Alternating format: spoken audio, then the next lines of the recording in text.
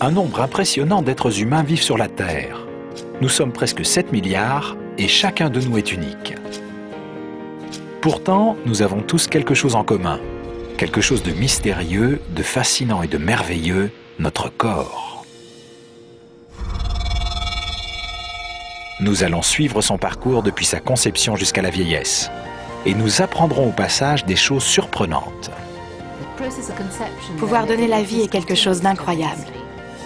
Vous observerez des processus invisibles à l'œil nu et découvrirez certaines capacités insoupçonnées du corps humain. La souplesse de l'homme est comparable à celle du serpent. Ce documentaire va vous transformer. Vous porterez un regard différent sur votre corps au retour de cette expédition qui va littéralement déchiffrer la vie.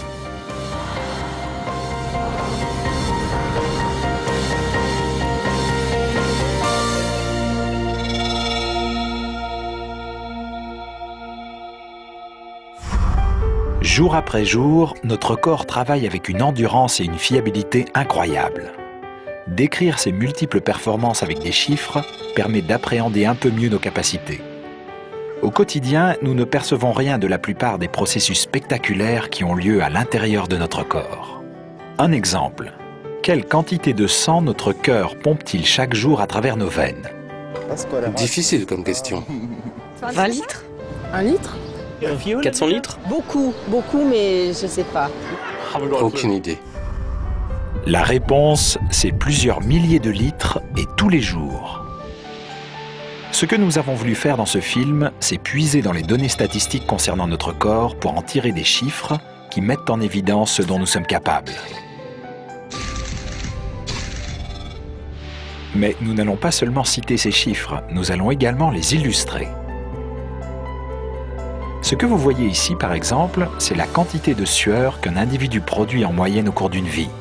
14 197 litres. De quoi remplir 548 seaux.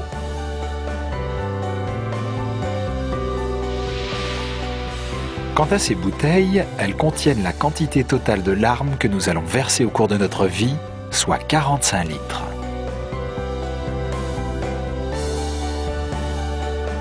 Ces chiffres ne sont pas seulement impressionnants, ils racontent aussi une histoire. Notre histoire. Celle d'un voyage qui commence dans le ventre de notre mère et qui s'achève avec la vieillesse.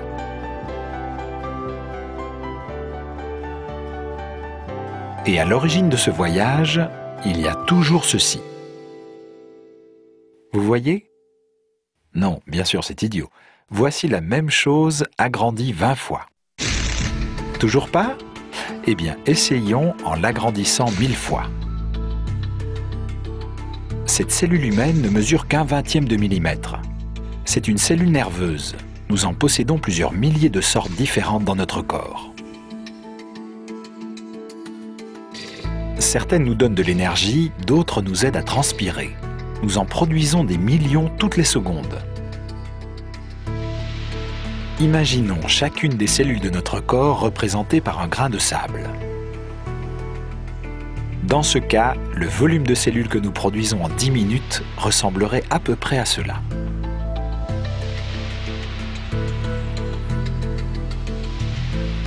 Notre corps génère environ 300 millions de nouvelles cellules par minute, et cela rien que pour remplacer celles que nous avons épuisées. Mais de combien de cellules notre corps est-il constitué? Ce ne sont pas des milliards, mais des billions de grains de sable qui se trouvent sur cette plage. Notre corps, lui, contient quelques 100 billions de cellules. Transposées en grains de sable, elles formeraient une magnifique plage longue de plus d'1 kilomètre.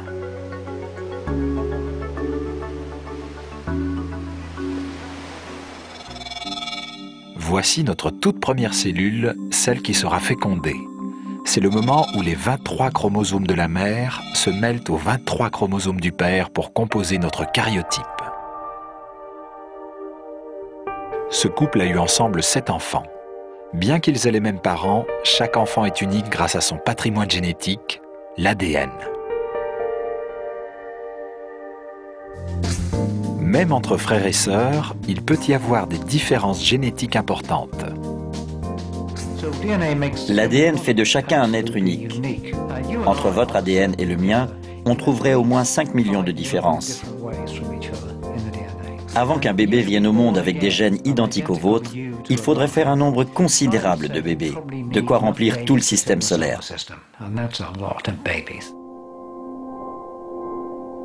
Tous les parents trouvent que leur enfant est unique au monde. Et ils ont bien raison. D'ailleurs, la fécondation est déjà en soi un véritable miracle. C'est ainsi que nous imaginons souvent le moment de la conception comme une course de natation entre spermatozoïdes. En général, 200 millions de spermatozoïdes prennent le départ de cette course à l'ovule. Mais auparavant, ils doivent être produits dans les longs tubes spiralés des testicules. Ce qui signifie que la distance qui les sépare de l'ovule est encore supérieure à ce qu'on pense. Mais à combien estimez-vous cette distance ?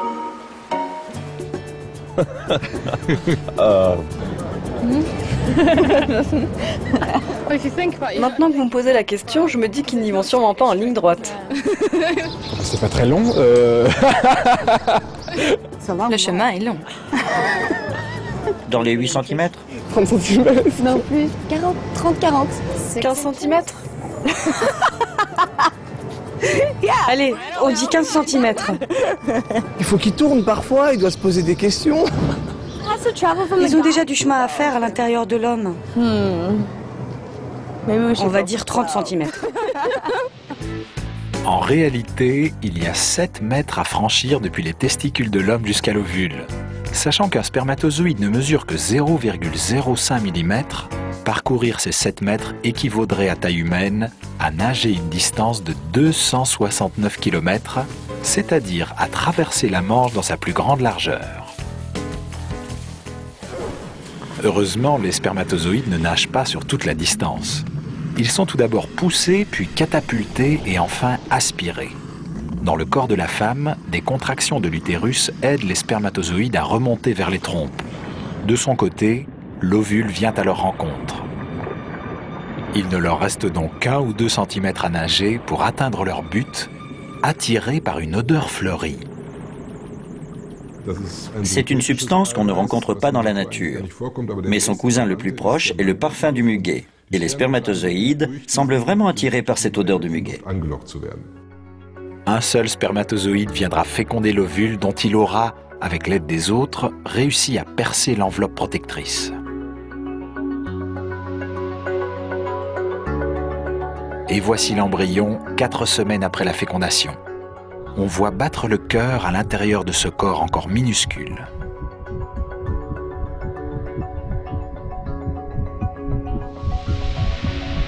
Pour donner une idée de sa forme, nous avons représenté l'embryon au moyen de dizaines de graines végétales.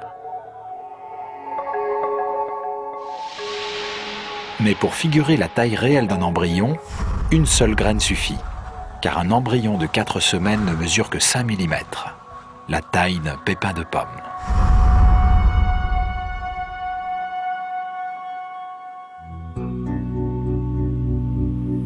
Le fœtus au 3e mois. La plupart des organes sont déjà en activité. Les reins, par exemple, ont commencé à filtrer le sang. Et à partir de la 14e semaine, le fœtus urine dans le ventre de sa mère. Une question se pose alors, que devient cette urine ? J'imagine que c'est évacué quelque part. Il doit y avoir un endroit prévu pour ça. Elle s'écoule par le cordon ombilical? Non, ce serait pas bien pour la femme. Très bonne question. Peut-être dans les urines de sa mère. Ça s'en va quelque part. Il y a peut-être un conduit qui emmène l'urine dans la vessie de la mère. Ça reste dans le liquide amniotique, je crois. Comme tous les bébés, celui que porte cette future maman baigne dans une poche de liquide amniotique. Et en effet, son urine s'écoule directement dans ce liquide. Est-ce à dire que nous commençons notre belle existence dans une poche remplie d'urine? Pas de panique. Le liquide amniotique est constamment filtré, une partie étant recyclée et l'autre remplacée. Toutes les 3 heures, ce liquide est entièrement renouvelé.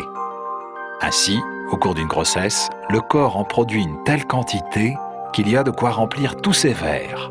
714 litres. Et c'est ce qui explique pourquoi les femmes enceintes ont souvent soif.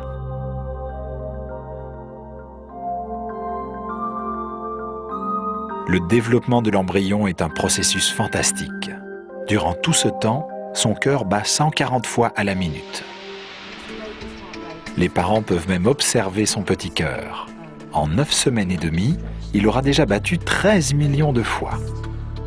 Et il continuera sans s'arrêter jusqu'à son dernier jour.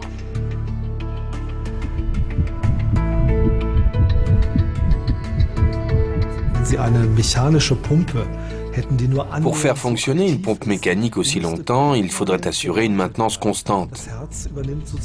Le cœur, lui, assure tout seul sa maintenance. C'est un système qui fonctionne merveilleusement bien et que personne, sur le plan technique, n'a jamais pu imiter de près ou de loin. À propos, quelle quantité de sang le cœur pompe-t-il chaque jour dans notre corps ? Imaginons un moment que notre sang soit de la peinture. Combien de temps faudrait-il à notre cœur pour pomper assez de peinture pour peindre la coque d'un cargo? 1 mois? 1 an? Toute une vie? Figurez-vous qu'en un seul jour, notre cœur pompe de quoi repeindre 2 fois la coque d'un tel navire.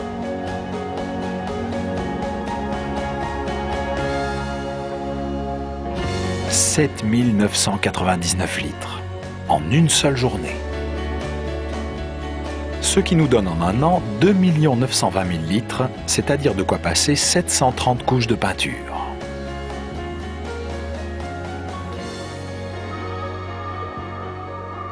Nous passons 9 mois dans le ventre de notre mère et, aussi incroyable que cela paraisse, nous commençons à appréhender notre environnement dès le 5e mois. Nous disposons déjà du toucher et nous entendons battre le cœur de notre mère. Il préfigure les millions de sons que nous percevrons et décrypterons chaque jour. Nous savons que le fœtus perçoit très tôt des sons. Il réagit aussi à la pression et aux vibrations. Ce sont des choses qu'il découvre bien avant la naissance. Nous avons donc eu largement le temps de nous entraîner à distinguer les différents sons. Et cela nous semble tellement courant que nous n'avons même pas conscience de la performance que cela représente. Nous avons filmé Ben Griffiths, l'un des batteurs les plus rapides du monde.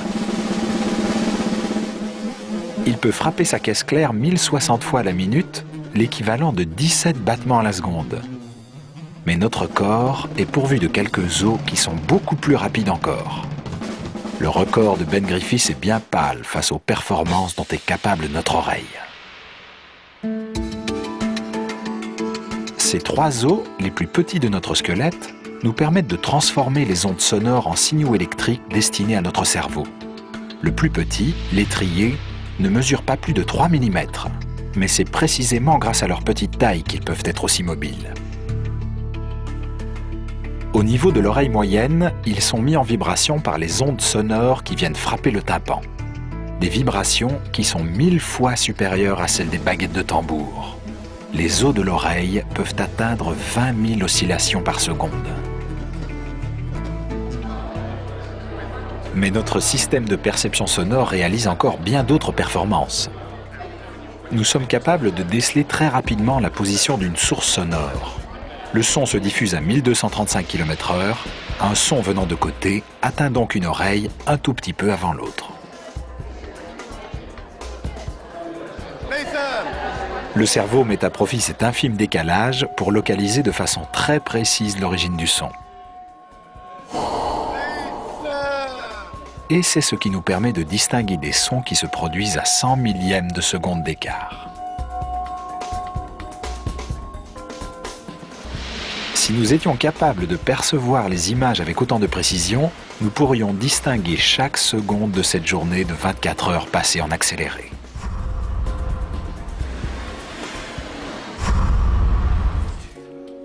Le moment de la naissance. À ce stade, le cœur du bébé a déjà battu 49 millions de fois.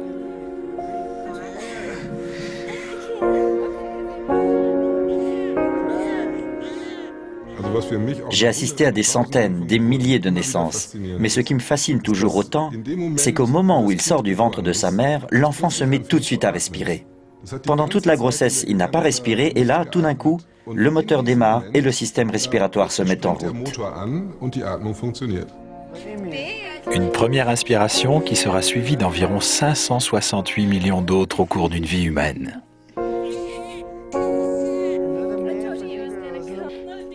Mais juste après la naissance et durant les premières semaines, l'attention du bébé se concentre sur bien autre chose. Qu'il soit nourri au sein ou au biberon, sa principale activité consistera à boire.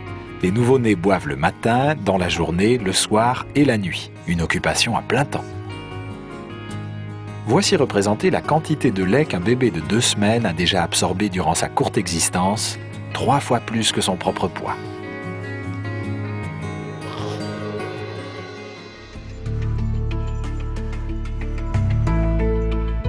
Dès que bébé atteint l'âge de 9 mois, sa vue est pratiquement complètement développée.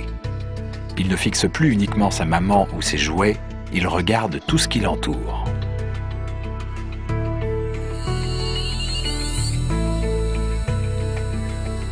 La passion de cet homme, c'est de photographier les étoiles. Pour réaliser ces photos, il a besoin d'un matériel sophistiqué.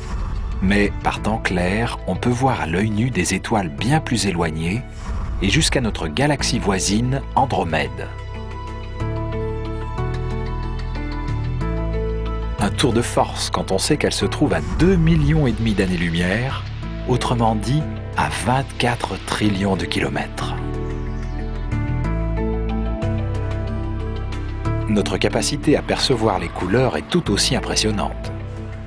Au quotidien, nous n'y prêtons pas attention, nous les regardons comme si ça allait de soi. Mais combien peut-on en distinguer au juste? Moins de 10. Les couleurs de l'arc-en-ciel. 400 couleurs, non 400? Ouais, l'homme peut voir 400 couleurs, je pense. Peut-être 1000, je ne sais pas trop. 74? Il y a déjà au moins 20 sortes de rouge. Non, il y en a beaucoup plus. Et puis il y a toutes ces nuances que personne ne connaît. Magenta, bleu ciel, bleu layette. Des millions de couleurs. Il y en a tellement que parfois je ne sais plus lesquelles je vois. En tout cas, je dirais des millions. Ce nuancier contient 1000 couleurs et mesure 5 mètres de long. S'il devait représenter toutes les couleurs que nous distinguons, il serait encore plus long. Il atteindrait même 35 km, c'est-à-dire 1,5 fois la longueur de Manhattan. Et ce nuancier contiendrait 7 millions de couleurs. Par chance, rien ne nous oblige à donner un nom à toutes les couleurs que nous voyons.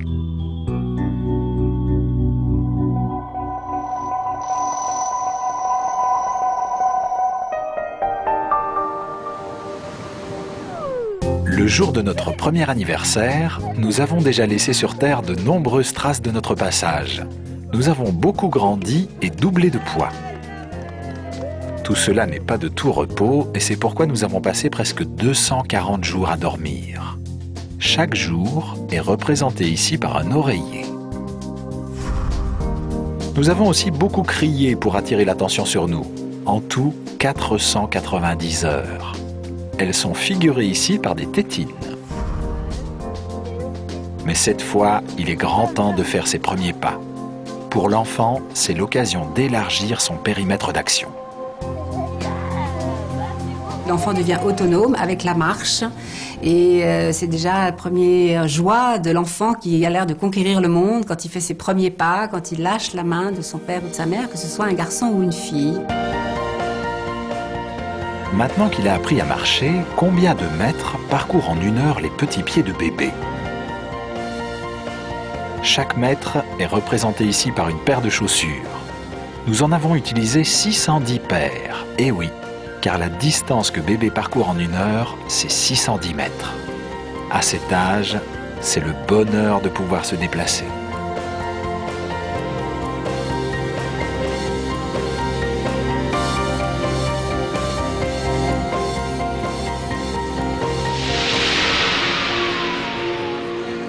Les enfants se dépensent sans compter.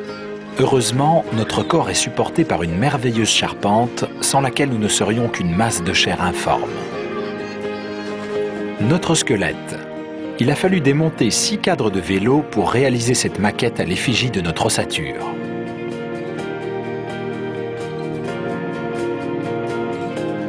Car notre squelette est plus complexe qu'il n'y paraît, bien plus qu'un vélo moderne. Celui-ci comporte au mieux 1 ou 2 paires d'amortisseurs. Notre squelette, lui, en compte plusieurs centaines. Un cadre de vélo est conçu pour ne faire qu'un seul mouvement, tourner le guidon. Notre squelette est capable de réaliser des centaines de mouvements.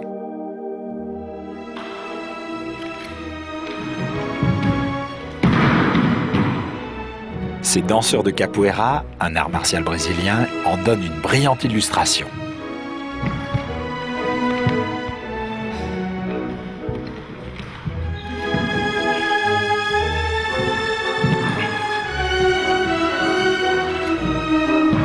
Pour en arriver là, les adultes doivent suivre un sérieux entraînement. Pourtant, question souplesse, ils ne surpassent guère ce que des enfants de 4 ans font quotidiennement. Ils disposent pour cela d'une charpente osseuse qui grandit à leur rythme et qui, en dépit de sa stabilité, ne pèse pas plus de 10 kilos. Un os vit et se développe constamment. Il est pratiquement aussi souple que le bois, aussi léger que le carbone, aussi solide que l'acier. On ne trouve guère d'autre équivalent qu'un châssis moderne de Formule 1. Ailleurs, dans la nature, on ne trouve vraiment rien d'approchant. Notre squelette est constitué de 206 os, mais l'on ne trouvera aucun volontaire pour s'en casser un seul.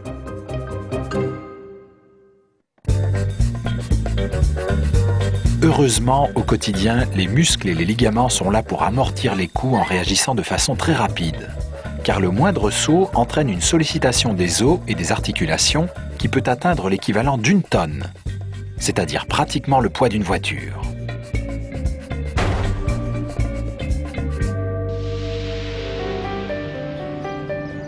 Le corps d'un enfant de 5 ans a déjà largement fait ses preuves. Son cœur, par exemple, a pompé près de 4 millions de litres de sang. Il a pleuré, appris à s'asseoir et à marcher. Et il a déjà beaucoup observé le monde. Pour cela, il a cligné 21 millions de fois des yeux. Il maîtrise 2500 mots. Mais il lui reste encore tant à découvrir. Et s'il ne s'essouffle pas trop vite, c'est que nos poumons sont dotés de nombreuses alvéoles. Il y a des millions d'alvéoles. Si on pouvait toutes les étaler par terre, elles couvriraient la surface d'un court de tennis. Nous l'avons pris au mot et figuré par une bâche les alvéoles qui sont situées à l'intérieur de nos poumons. À cela s'ajoute le fait que les poumons se gonflent et se dégonflent pour capter l'oxygène de l'air, des milliers de fois par jour. Malgré leur dimension et ce mouvement ininterrompu, ils se logent sans problème dans la cage thoracique.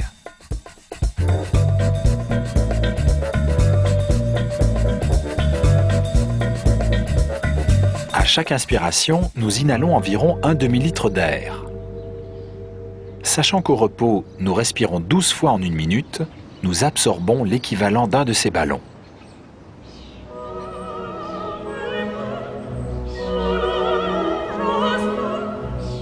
Mais combien d'air respirons-nous en 1 journée? De quoi remplir 1680 ballons, c'est-à-dire 10 080 litres d'air.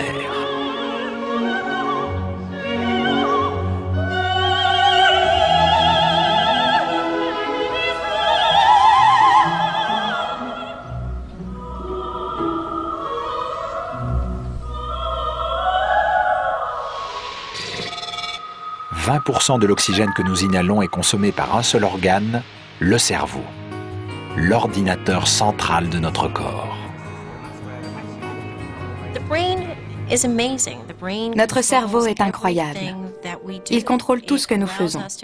Il nous permet de comprendre ce que nous voyons et ce que nous entendons. C'est grâce à lui que nous pouvons communiquer avec les autres. Il coordonne notre activité motrice, il commande toutes les fonctions internes du corps, comme la respiration, et il reste actif même quand nous dormons. C'est une merveilleuse machine, la plus sophistiquée qui soit. Mais là où notre cerveau est imbattable, c'est dans le multitâche. Il est capable de commander des centaines d'activités en parallèle sans même que nous nous en rendions compte. Alors que nous sommes en train d'écouter de la musique, il peut interpréter des signaux tactiles captés par nos doigts et traiter des signaux visuels détectés par nos yeux, tout en calculant ce qu'il convient de faire pour garder l'équilibre. Le cerveau est la structure la plus complexe que nous connaissions. Il est beaucoup plus performant que le plus sophistiqué des ordinateurs jamais mis au point.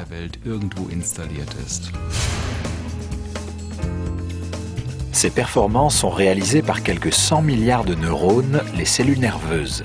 Et elles sont également reliées entre elles par au moins 100 billions de synapses. 100 billions de synapses. Arrêtons-nous un instant et essayons de nous représenter ce chiffre. Près de 7 milliards de personnes vivent sur la Terre. Si chacune d'elles pouvait mener en même temps 15 000 conversations téléphoniques, cela donnerait 100 billions de communications. On se rend mieux compte maintenant pourquoi le cerveau consomme autant d'oxygène.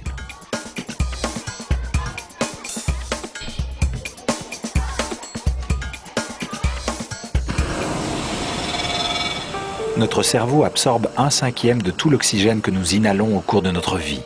Et pourtant, il ne représente que 2% de notre poids. Lorsqu'on atteint l'âge de 70 ans, il a consommé de quoi remplir 11 fois cet énorme ballon.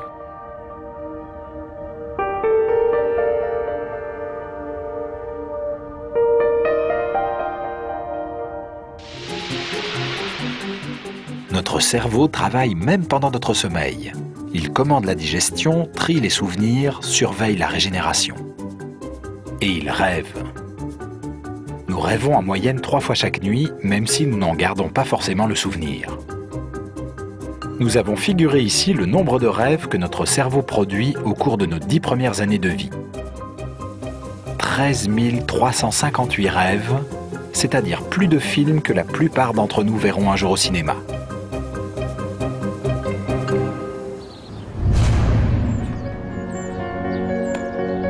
Mais il est temps maintenant d'aborder l'adolescence. Notre corps se prépare à subir d'intenses transformations. Tout commence lorsque le cerveau active une glande qui n'est pas plus grosse qu'un petit pois, l'hypophyse. Ce petit organe nous entraînera directement dans la puberté, car c'est lui qui commande à notre corps de démarrer la production d'une substance chimique aux effets spectaculaires, les hormones sexuelles.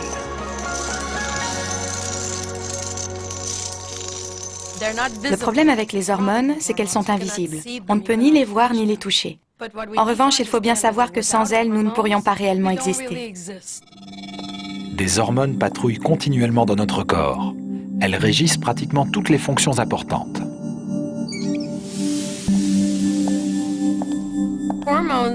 Les hormones sont responsables de tout ce qui change dans notre corps. Elles interviennent dans notre façon de penser, dans notre aspect extérieur, dans notre façon d'être ensemble et dans la manière dont notre vie se déroule. Les hormones sont des sortes de messagers. Elles jouent un rôle essentiel au moment où le corps sécrète les hormones sexuelles, comme l'estrogène ou la testostérone, afin de véhiculer des informations nouvelles dans le corps. Pour les générations actuelles, la puberté démarre vers 12 ans. Elle se caractérise par une poussée de croissance. À la fin de la puberté, cette jeune fille aura grandi d'environ 25 cm.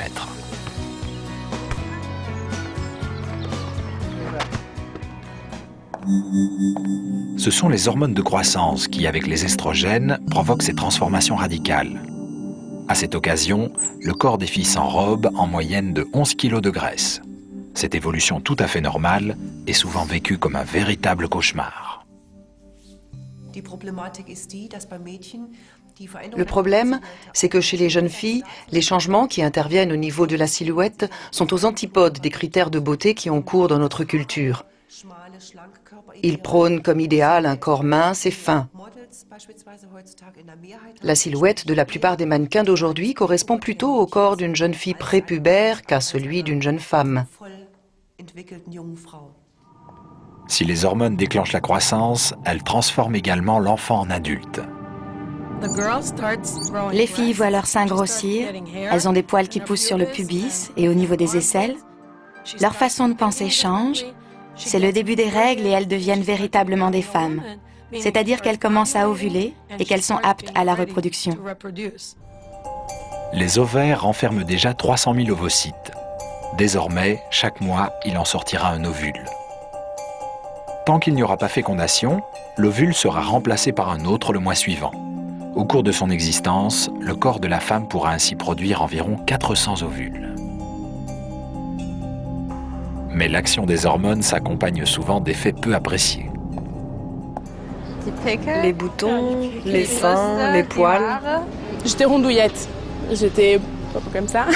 Les poils. Oui, les poils. Les poils. Les boutons. Les règles. Je trouvais ça désagréable. De ne pas avoir de sein. Je ne voulais pas avoir de seins. J'espérais que mes seins allaient pousser. J'étais très impatiente. Chez les garçons, c'est surtout cette hormone qui agit. De l'hormone masculine, qui est la testostérone.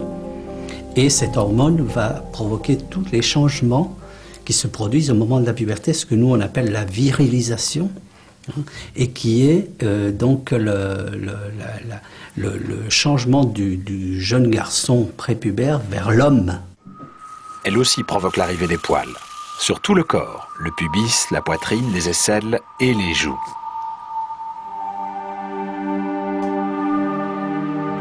À 50 ans, la plupart des hommes se rasent sans plus y penser.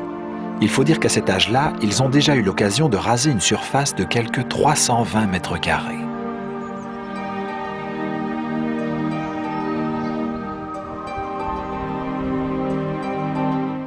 La plus grosse concentration de poils se trouve sur nos têtes. Le cuir chevelu compte en moyenne 100 000 cheveux.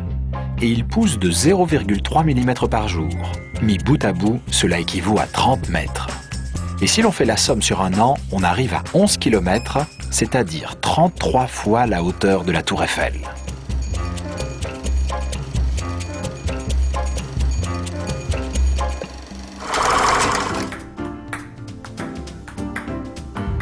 Ces deux garçons ont 16 ans et la testostérone a notablement modifié leur corps. L'un des premiers signes de la puberté, c'est le grossissement des testicules. Ils vont passer d'1,5 cm3 à 18 cm3.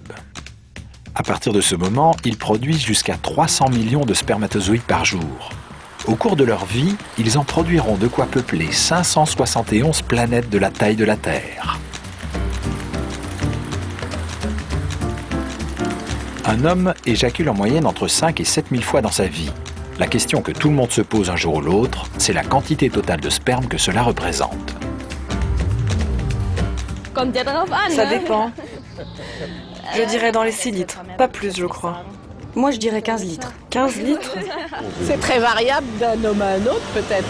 C'est difficile à dire. L'équivalent d'un seau. 10 litres. 5 litres. 10 litres. 100 litres. 200 litres. 2000 litres. C'est trop. C'est pas assez. Au risque de décevoir certains messieurs, il faut savoir que même en tablant sur 7000 éjaculations, on ne dépasse pas les 26 litres de sperme.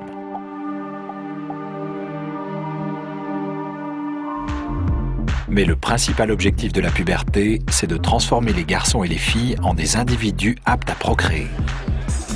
Alors comment trouver le partenaire de ses rêves? La bonne nouvelle, c'est que le corps sera le premier à s'en rendre compte. Lorsque quelqu'un nous attire, le corps se met dans un état particulier. Cet état est provoqué par l'adrénaline, une hormone du stress qui circule dans notre sang. Quand l'adrénaline monte, et ça tout le monde l'a expérimenté, et en particulier les adolescents quand ils se rencontrent pour la première fois, ils ont tellement peur d'être ridicules, ils ont tellement peur d'échouer dans cette première relation. C'est une peur qui fait que cette hormone augmente, et donc du coup effectivement ils vont sentir que le cœur bat très très vite et très fort, et surtout ils vont sentir qu'ils ont des sueurs. Mais d'autres hormones comme la dopamine ou l'endorphine nous aident à gérer ces états d'excitation. Et si tout se passe bien, nous ne nous contenterons pas de discuter avec notre partenaire. Le contact se fera plus approfondi. Le toucher est le sens qui transmet les sensations les plus intimes. Et notre peau contient 500 000 capteurs sensoriels. Ils sont particulièrement nombreux au bout des doigts. On peut distinguer 2 points situés à moins d'1 millimètre l'un de l'autre. Nos lèvres sont encore plus sensibles. Avec un peu de chance, nous pourrons embrasser notre partenaire sans songer le moins du monde que sa bouche abrite plus de bactéries que d'habitants sur la Terre. Peut-être allons-nous même échanger d'autres sécrétions corporelles en faisant l'amour. À ce propos, à quelle fréquence faisons-nous l'amour? Une fois par an, et je suis très content parce que c'est ce soir. Moins souvent que je voudrais. 2 fois par semaine. 5 fois par semaine? En un an, 250 fois. Une fois par semaine. Tous les jours. Une fois dans la semaine. Chaque fois que je peux. Célibataire en ce moment. 0. Moins souvent qu'avant. 2 fois par semaine. Très bien. Oh, c'est peu. 20, 30 fois. Toutes les semaines? Oui, les bonnes semaines.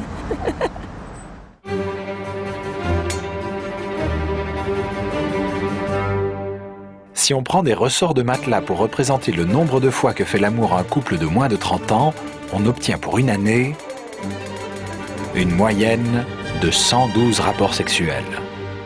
Du moins si l'on peut en croire les sondages relatifs à notre vie sexuelle.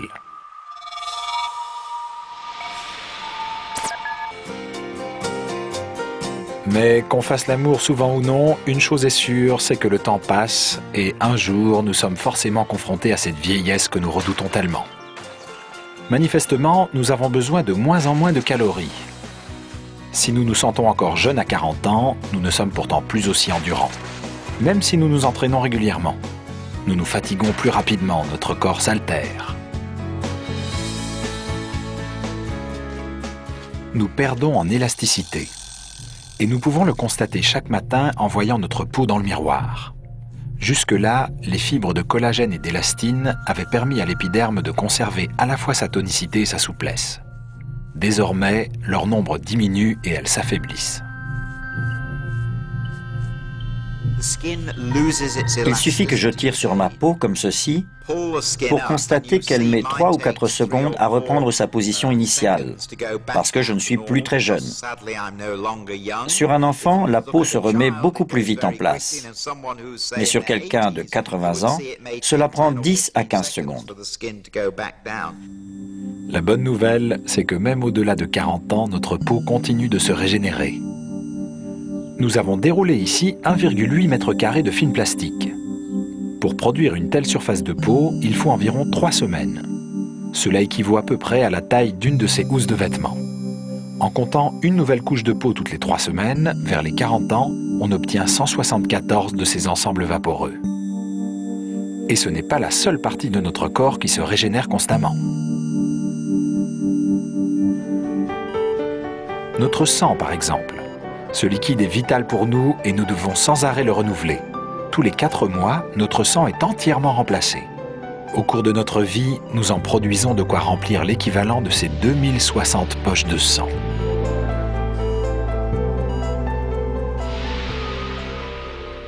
À l'intérieur des os aussi, les cellules osseuses sont constamment remplacées par de nouvelles. Ainsi, au cours de notre vie, nous produisons l'équivalent de 12 squelettes et demi. De quoi préparer une terrible fête d'Halloween.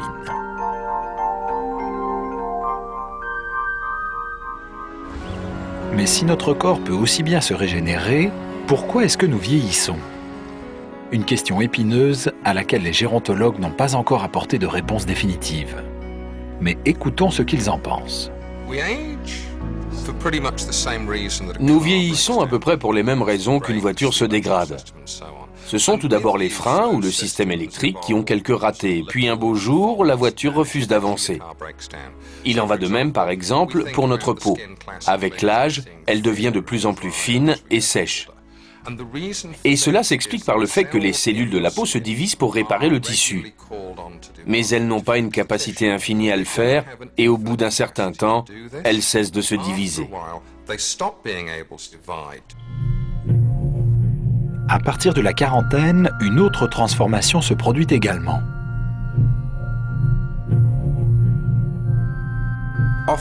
Il arrive souvent que des femmes viennent me voir parce que la nuit, elles transpirent tellement qu'elles sont obligées d'enlever la couverture. Elles n'arrivent pas à dormir et se sentent complètement en vrac.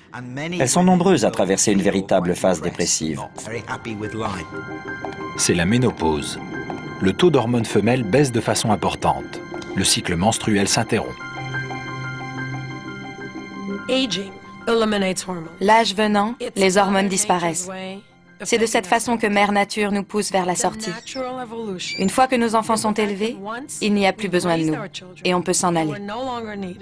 C'est ce qui explique que nos hormones nous abandonnent. Chez les hommes, le taux de testostérone diminue, mais sans provoquer d'effets aussi spectaculaires. Contrairement à ce que l'on pense parfois, cela n'entraîne pas la perte des cheveux ni leur décoloration.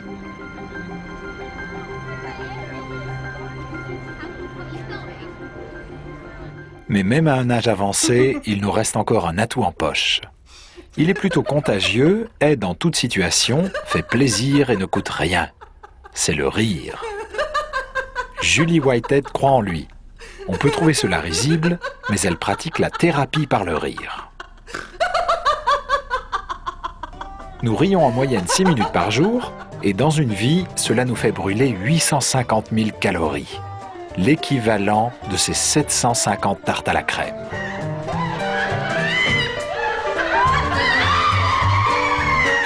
Et voici 8 bonnes raisons de s'en payer une bonne tranche.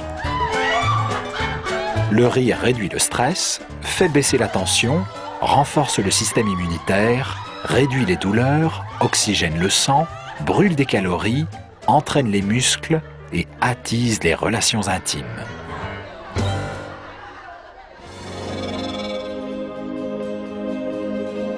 Notre corps nous offre d'incroyables possibilités. Nous pouvons cheminer ensemble à travers la vie, mais aussi quitter les sentiers balisés et emprunter des chemins que personne n'avait suivis auparavant. En moyenne, nous parcourons dans notre vie 105 000 km à pied, plus de 2 fois le tour de la Terre.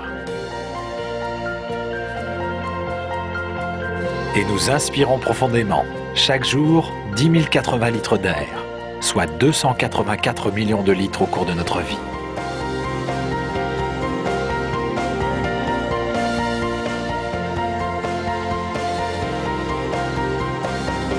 Chacun de nous dispose d'un organisme prodigieux issu de l'évolution, notre corps.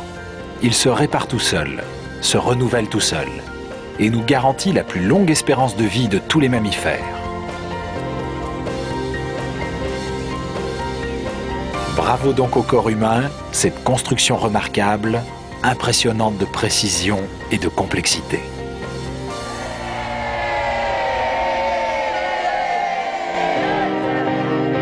La semaine prochaine, nous prendrons les dernières nouvelles du sexe, scientifiquement parlant bien sûr. Et dans un instant, nous reviendrons aux années 60, quand les Allemands de l'Ouest rêvaient d'un idéal socialiste.